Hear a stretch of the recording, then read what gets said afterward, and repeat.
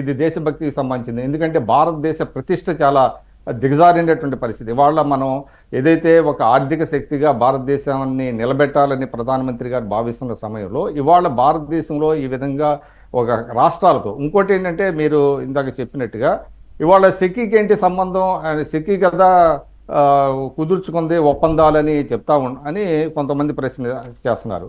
అయితే సెకీకి ఎవరు సెకీ చెప్పిన రేట్ ఎంత ఉన్నది, ఆ రేటుకి ఈ రాష్ట్రాల డిస్కమ్లతో కుదుర్చుకున్నటువంటి సేల్స్ డీడ్స్ ఏవైతే ఉన్నాయో వాటిలో వెనక ఎవరు ఉన్నారనేది కూడా బయటకు రావాలి కదా.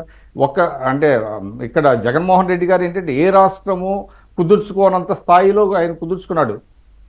కాబట్టి దాని వెనక ఏంటి, ఆయన పర్సనల్ ఇంట్రెస్ట్ ఏంటి, అసలు అంత ధరకు ఎందుకు తీసుకోవాల్సి వచ్చింది అనేటువంటి అనేక ప్రశ్నలు. అందువల్ల ఇవాళ మండే నుంచి పార్లమెంట్ స్టార్ట్ అవుతుందండి.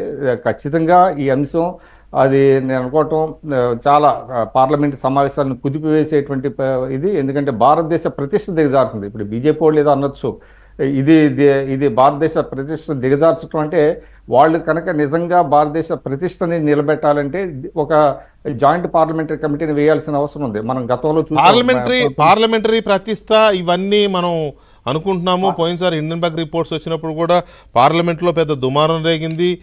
పార్లమెంటరీ కమిటీ వేయమని చెప్పి అప్పుడు ప్రతిపక్షాలు అన్నీ అడిగాయి. బట్ నో యూజ్, వేయలేదు.